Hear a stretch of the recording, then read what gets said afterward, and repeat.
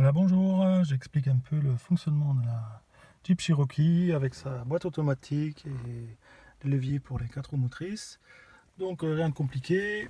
Pour la conduite, il y a deux pédales, une fois l'accélérateur et le frein. Et à gauche, juste un repose-pied pour le pied gauche qu'on n'utilise pas du tout. Donc c'est juste l'accélérateur et le frein. C'est tout. Voilà, la clé, elle s'insère ici. Pour pouvoir démarrer et tourner la clé, pied sur le frein. On tourne la clé, on met le contact, le voyant s'allume. Voilà, la position est sur P comme park. Ensuite, on démarre. Voilà. Et pour partir, pied sur le frein, toujours le pied sur le frein. On débloque le bouton R, marche arrière, N, c'est le point mort. Et puis D, drive pour avancer. Automatique. Après il y a les positions 3 pour faire frein moteur pour les descentes. Et la position 1, ça c'est quand il faut aller vraiment très doucement. Il y a 1 et 2, mais il passe rarement en deuxième vitesse, donc c'est vraiment seulement en première vitesse de descente forte. Voilà, point mort. Voilà. Mais pour s'arrêter, toujours passer par la position parking. Tant qu'on n'est pas en position parking, on ne peut pas retirer la clé. On peut couper le moteur, mais on ne peut pas sortir la clé. Donc frein, pied sur le frein, position parking. Ensuite, on peut retirer la clé. Voilà. Pour les 4 roues motrices, donc normalement, on voit two-wheel drive. Donc ce sont les 2 roues arrière qui sont entraînées. Donc c'est une propulsion, 2 roues arrière. Ça c'est sur la route. Mode soi-disant normal. Ensuite, on a la position 4 part-time. Ça, c'est uniquement sur du terrain meuble et jamais sur la route.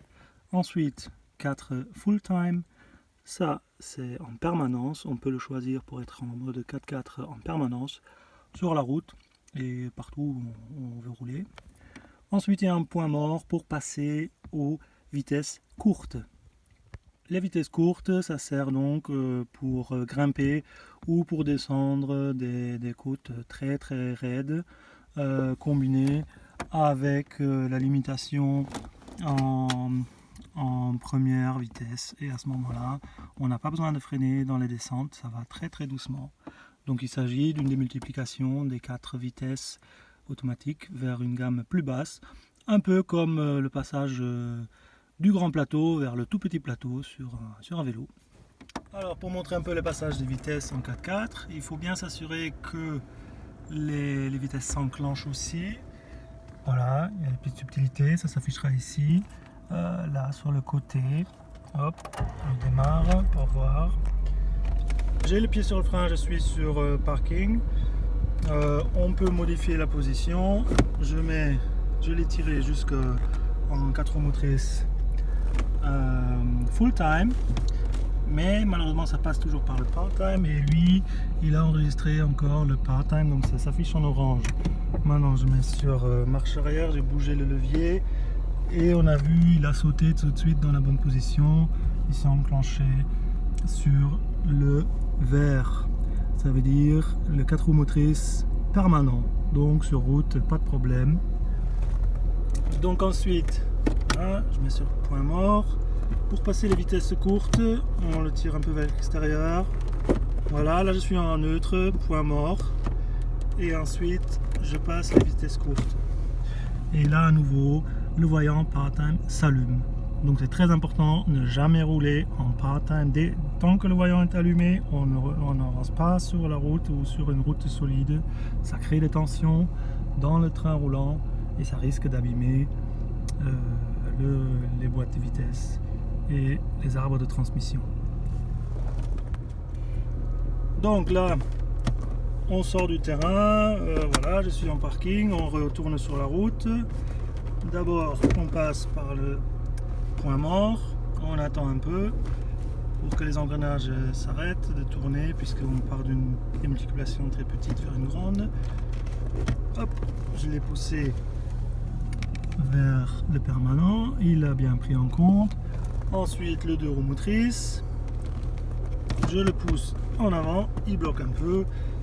On peut le mettre en position neutre et on a entendu que ça a travaillé, on a senti aussi. Et clac, je l'ai avancé. Là, puisque je passe par le part-time, ben, il est encore en mode part-time. Là, il s'est déclenché. Donc, il faut un peu sentir, il faut laisser le temps. Sinon, il faut changer de position. Donc là, il est en neutre. Parfois, il faut donner un coup vers la marche avant ou remettre en parking pour que les vitesses se mettent bien. Voilà. Après, pour s'arrêter, et ben voilà, on serre le frein à main, on met toujours en position parking et ensuite on coupe le moteur et on éteint. Voilà, concernant les informations, la jauge d'essence, le plein a été fait, elle est bien pleine. En montée, elle affiche un peu moins, en descente, c'est plus favorable, bon, c'est comme ça.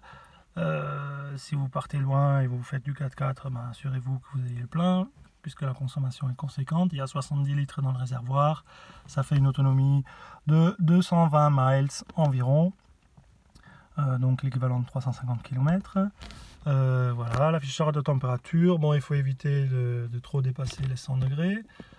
Ça arrive quand on monte raide, il fait chaud, on monte doucement, il n'y a pas beaucoup d'air, donc il dépasse un peu les 100 degrés. Le temps qu'on n'est pas dans le rouge, ça va. Sinon, on peut allumer en plus le curseur sur le mode de l'air condition. Donc les modes bleus, ça c'est les modes air condition, c'est là où l'air condition il fonctionne, et aussi pour le dégirage. L'avantage, quand on met l'air condition, on profite de plus de ventilation puisqu'il y a un ventilateur électrique qui s'enclenche supplémentaire qui amène de l'air. Et ça aide aussi à maintenir une température un peu plus basse. La position de la clé. Dans cette position-là, je peux retirer la clé et faire attention si je la tourne plus en arrière. Il y a un cran en arrière qui permet de maintenir les consommateurs électriques, enfin la ventilation ou la radio. Il faut faire attention, si vous vous arrêtez, vous laissez la clé et vous laissez dans cette position-là, vous risquez de vider la batterie. Alors l'éclairage intérieur avec les portes, évidemment, il y a des lumières qui s'allument. Ce sont 4 sur le plafonnier devant, avec les portes. Donc on ferme les portes, ça s'éteint. Alors il y a une subtilité avec le bouton des lumières, quand on règle l'intensité du tableau de bord, l'intensité de l'éclairage du tableau de bord ici en tournant, et quand je fais un clic à gauche, ça allume les lumières. Donc faire attention qu'on ne reste pas bloqué dans cette position là, sinon aussi on risque de vider la batterie. Voilà, ici position, c'est tout, la température à choisir, c'est tout. Bon, il y a une belle radio, il y a un chargeur CD en dessous du fauteuil qui accède par ici derrière en dessous, on peut le sentir, et un tiroir là-bas, il faut le sortir un peu. Voilà. L'éclairage ici, c'est cette manette là. Il faut la tirer, il y a le voyant qui s'allume là, vert. Là c'est les feux de position, feux de croisement.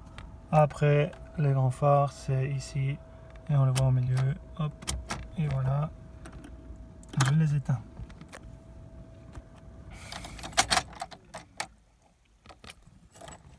Et si on laisse les portes ouvertes pendant longtemps pour charger, décharger, et bien ici il y a un bouton, on le met sur 0.